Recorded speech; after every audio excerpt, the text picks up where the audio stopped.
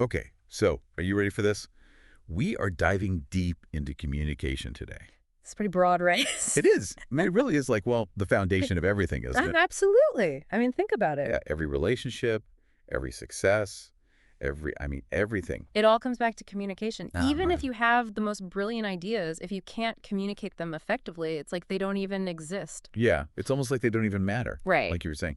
And we've got some really fascinating sources for this deep dive. Hmm. Like, we're going to be talking about everything from how to handle those, like, really difficult conversations, the ones that, like, make your palms sweat, Oh, yeah. to, like, becoming ridiculously charismatic. Yes. We even have some stuff on how FBI hostage negotiators use communication to get what they want. I mean, talk about high stakes. Right.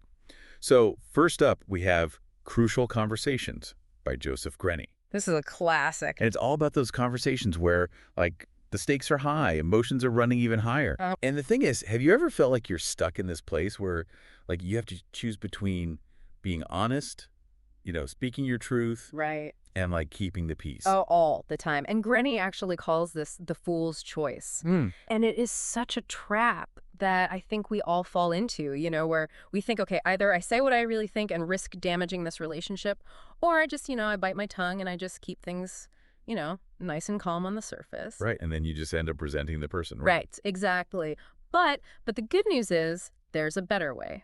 Okay. Tell me more. This is good. So he uses this example in the book of Wendy Okay. and her manager, Sandrine, and they keep clashing over project deadlines. But like anyone who's worked on a team knows that it's never really about the deadline. Oh, it's so true. Like there's something deeper going on. Way deeper. And in their case, it was really about trust and how decisions were being made. It's always about something else. It's always about something else. And Granny's point is that they were stuck arguing about the actual deadline itself, Right. when the real issue was the how and the why of their whole relationship, Oh my gosh, I've so been there. It's like, I don't know, when you're arguing with your partner about, like, whose turn it is to do the dishes, but it's really about, like, feeling unappreciated or something like that. 100%. And you know what? Granny has this tool to help with exactly that. Okay. It's called the CPR method. CPR. Yep. Stands for content, pattern, relationship. Okay. So content is, like you said, the dishes, that's the surface level. Pattern is like, is this a recurring thing? Is this something that keeps happening over and over again? Got it. And then the relationship piece is, what's that underlying dynamic that's really fueling this conflict? Wow. That's actually really helpful. I like that. That's a good one. So how do we actually keep our cool, though, when we're in these conversations, like when things start to get, a little bit heated? Yeah. It's so easy to get caught up in that like emotional whirlwind, right? I know, yeah. But Grenny has this really interesting concept called the path to action. Okay. And he says we don't just like magically feel emotions. There's this process that happens. First, we observe something. Okay. Then we tell ourselves a story about what we've observed. Okay. And then, and only then, do we feel the emotion. Okay, so let's say your coworker, Louie, is late again to a meeting. I can feel myself getting annoyed just thinking about it. I know, right? Like, it happens every time. Every time. But here's the thing, right? Yeah. Different people will react to Louis being late in completely different ways, right? Of course. Like, they'll have different reactions based on the story they're telling themselves about why he's late. Mm-hmm. So you might be thinking, Louis is so disrespectful of everyone's time, Right. and you'd feel angry. But someone else might be thinking, oh, Louis must be dealing with something tough, Right. and they might feel concerned. Yeah. So wait a minute. Are you saying that if we can change the story we tell ourselves, we can actually change how we feel? That is exactly what I'm saying. Mind blown. It's pretty powerful, right? But, and here's the catch, we often tell ourselves these like what Granny calls clever stories to justify our own bad behavior. Oh, the clever stories. I love this. Right. It's like we cast ourselves as the victim or the villain or the helpless one. I am so guilty of this. But not we all. Like if I don't know, I mess up a presentation at work, my brain instantly goes to, oh, I'm such a failure. I should just quit my job. Total victim mode right there. Oh, yeah, the drama. We love a good drama, but those stories, they don't actually help us. They just keep us stuck. Right. So what can we do about it? So Granny says, first of all, separate fact from story. Okay. Ask yourself, what evidence actually supports this conclusion that I've jumped to? Right. Right. And then try to come up with other explanations for what happened, like explanations that are less dramatic and maybe a little more generous, you know? Like, in my example, maybe I was just nervous. Maybe the tech failed. Exactly. It's rarely a personal failing of epic proportions. Right. Okay, so step 1, figure out what's really going on. Step 2, manage our own internal drama. What's next? Well, next we have to create safety. Safety. Yeah. Grenny says that we need to make sure that the other person feels safe enough to really open up, even if there's, like, disagreement, even if things get a little bit tense. Okay, that makes sense. But how do you actually do that, especially when you're dealing with, someone who's super defensive? Or maybe they just, like, shut down when they feel criticized. Yeah, it's tricky. But according to Grenny, there are 2 really important ingredients. Okay. Mutual purpose and mutual respect. Okay. It's basically like saying, hey, we're on the same team here, Okay. even if we see things differently. I like that. Remember that story in the book about that supervisor who was trying to give feedback to one of his employees? So, yeah. But he was so disrespectful that the employee just totally shut down. Like, it was a total communication fail. Yeah. And it all came down to respect, or the lack of it. Right, it's true. But remember, respect doesn't mean that you agree with the other person. Right. It means that you acknowledge their worth, you value their perspective, even if you don't see eye to eye. That's a good distinction. And, it's funny, this actually ties in really nicely with what Dale Carnegie talks about in How to Win Friends and Influence People. Oh, I love that book. It's so classic. It is. But it's not about manipulation or anything. Right? No, not at all. It's really about genuinely connecting with people. It is. It's about understanding human nature. And one of Carnegie's biggest points is that everybody, like every single person, craves a feeling of importance. Yeah. Right. Okay. And he tells this great story about this gas station manager named Mike. Okay. And Mike was like constantly being criticized because his gas station was kind of a mess. It was dirty. It was disorganized. Oh, yeah. I remember this story. And then someone showed Mike a sparkling, clean gas station, like the model gas station. Right. And instead of getting defensive, Mike went on a cleaning rampage at his own gas station. It's so true. Like, he transformed the place. It's crazy how that works. Because he wanted to feel proud, right, not shamed. Right. And Carnegie even says this, that even, like, notorious criminals like Al Capone, they craved this sense of significance. Right. Even though, obviously, they went about it in all the wrong ways. Yeah. It's fascinating. Wow. But it's like, deep down, we all just want to feel like we matter. Yeah. You know? Like we have value. Exactly. Okay. And that's where finding common ground comes in. Okay. So Carnegie tells this other story. This time, it's about a lumber salesman. And this salesman had to deal with this notoriously tough lumber inspector. Oh, no. And everyone was, like, terrified of this inspector. Right. But instead of arguing with the inspector or trying to, sweet talk him or anything like that, Right. the salesman just asked the inspector about his work. Okay. And he just, listened. He was genuinely interested in the inspector's expertise. That's interesting. And you know what? Lift their The eye. inspector totally softened. It was like, hey, you respect what I do. Now we can talk. You know what that reminds me of? What's that? Mutual purpose from crucial conversation. Oh, absolutely. Like finding that shared goal that allows for collaboration instead of like conflict. You got it. It's all connected. Okay, this is good. But what about when you need to be like extra convincing? Like you really need to get someone on board with your idea, Well, for that, we need to bring in The Charisma Myth by Olivia Fox Cabane. Ooh. One of my favorites. I love that book.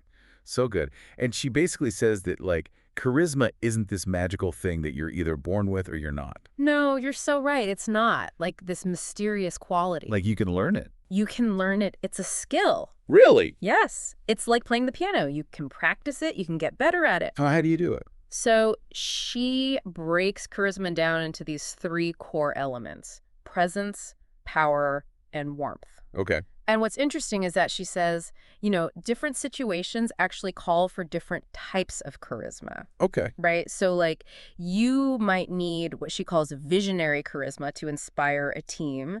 But, like, if you're comforting a friend, you might need kindness charisma. Interesting. Okay. You know what's really fascinating to me? It's like how much of communication, persuasion, charisma, like all of that, it really boils down to like nonverbal communication. Oh, 100%. Like your body language, your eye contact, even just like your posture. It's so powerful. All of that can totally change how people perceive you. Right. Like Cabane talks about power posing, right? Okay. Like before a big meeting, stand tall, hands on your hips. Yeah. That kind of thing to boost your confidence. And then there's mirroring, Mirroring. subtly matching someone's body language Okay. to build rapport. Huh. I remember observing this like incredibly charismatic leader once and realized he was doing all these things totally subconsciously. Right. And it was like he had this magnetic pull. Yeah. And everyone in the room was just drawn to him. Wow. So we've talked about mastering those tough conversations. We've talked about understanding human nature, becoming more charismatic. But what about those like really, truly high-stakes situations, like hostage negotiation? Well, yeah. I mean, that's a whole other level of communication, right? Absolutely. And that's where our next source comes in. That's right. Get ready, because we're about to step into the world of FBI hostage negotiation. This is going to be good. It is. The book is Never Split the Difference by Chris Voss. Okay. And it's full of all these amazing insights that you wouldn't think would apply to everyday life, but they totally do. Like what? Give me an example. Well, like salary negotiations or even, getting your kids to eat their vegetables. Wait, hold on. You're telling me I can use FBI tactics to get my kids to eat broccoli? Yes, no, absolutely can. I'm all ears. Voss's whole thing is that negotiation isn't about like battling it out to get what you want. Okay. It's more about understanding what the other person needs and then finding a way to like collaborate. I like that. Yeah. Yeah. And one of the most surprising techniques he talks about is mirroring. Mirroring. Okay. Like when you just repeat back what someone has just said to you. Yeah. I know what you mean. It sounds so simple, Right. but it's incredibly effective. Oh, yeah. And he actually uses this to de-escalate really tense situations with hostage takers. Wow. Okay, so like if someone says, I feel like you're not taking my concerns seriously, Right. you would just say back to them, you feel like I'm not taking your concerns seriously? Exactly. Huh. Now, I know it sounds a little weird, It does sound kind of weird. but it really forces you to actually listen, Yeah. acknowledge their feelings. And then from there, you can start asking open-ended questions to encourage them to share more. Hmm. You know what? That reminds me of what Grenny was saying about creating safety. It's true. Like you're not trying to shut the conversation down. Right. You're trying to open it up. Exactly. So instead of saying like, are you happy with this proposal? Right. You might say something like, what are your thoughts on this proposal? Exactly. You're inviting them to express themselves, to share their perspective. And another technique that Voss uses is labeling. Labeling. Yes. And this is similar to mirroring, but it's more focused on the emotions. Okay. So it's about acknowledging the other person's emotions out loud, even the negative ones. Okay. So you might say something like, it sounds like you're feeling frustrated. Or, I understand that this is a really stressful situation. So you're basically saying like, hey, I see you, I hear you, I get it. Exactly. And it can be incredibly disarming, especially in, high-stakes situations. And Voss tells this great story about a pharmaceutical rep who was trying to convince this, really skeptical doctor to prescribe her company's new drug. Oh, yeah. I remember that story. Yeah. And at first the doctor was, totally resistant. Right. But then she used mirroring and labeling to kind of, build trust. Okay. And then get him to really open up about his concerns. And you know what? She ended up winning him over. Really? Just from that. Yeah, I mean, it's a perfect example of how emotional intelligence is just so crucial in communication. It's not just about the facts, right? No, it's not just about the facts and figures. Okay. It's really about understanding the human element. It's so fascinating how all of these books, they're all starting to connect. Right. Grenny's Crucial Conversations, Carnegie, and Understanding Human Nature, Cabane, and, Breaking Down Charisma. Yes. And now Voss with these, incredible negotiation tactics. They're all, pieces of the same puzzle, Just different approaches to the same fundamental challenge of how to communicate effectively. And I think, the biggest takeaway for me is that communication is a skill. Yes. It's not a talent. It's something that we can all get better at. Absolutely. With practice, with intention. Right. Anyone can improve. Yeah. And it doesn't matter if you're dealing with, a difficult coworker or trying to ace a job interview or even just having a heart-to-heart with a friend. You're right. These principles can really make a difference. They can. So what's the biggest thing that stuck with you from all of these books? I think it's that effective communication is about so much more than the words that we use. Okay. It's really about understanding ourselves, our own stories, our biases, and then being able to see things from other people's perspectives. That's so true. And I think Yes. it's about being present, Yeah. like really listening Yes. and creating that safe space for open and honest dialogue. Well said. Right. So as we kind of wrap up this deep dive, Hmm. I want to leave our listener with a challenge. Ooh, I like a challenge. Okay. Think about a recent conversation that didn't go quite the way you hoped it would. Okay. What clever story were you telling yourself? Ooh, good question. Were you stuck in that, like, fool's choice? Yeah. How could you use the tools that we've talked about today? Yeah. Like mirroring, labeling, finding mutual purpose I love that. to change the outcome. Because even those small changes in how we communicate can have such a huge ripple effect Totally. on our relationships, our careers, Our happiness. even our own happiness. Right? It's true. Okay, I like that. So good. Mm. It really is amazing how it all comes together, right? Yeah, it's almost like a master class in just being a human, you know? Right. Like navigating all these different relationships and situations and challenges. And yeah, communication is the key. It really I know is. we've covered so much. We have. Like those high-stakes conversations, becoming more persuasive, the Mm. whole charisma thing. Right. We even got into those, like, crazy hostage negotiation tactics. Yeah, from the FBI. I mean, come on. Right. So cool. It's so cool. And the coolest part to me is that it all connects. It does. It doesn't matter if you're, dealing with that coworker who drives you crazy or trying to nail a job interview, Right. Even just having, like, a real conversation with your partner, or a friend. Yeah. Like, all these principles, all these tools, they work. They do. It's really about remembering that communication is a skill. It's not some sort of, mystical talent that some people have and some people don't. It's something we can all work on, Yeah,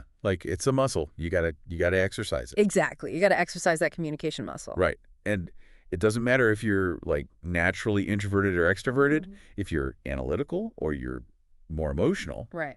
like anyone can get better at it. Excellent. So as we wrap up this deep dive into communication, like what's the one thing you hope our listener will take away from all of this?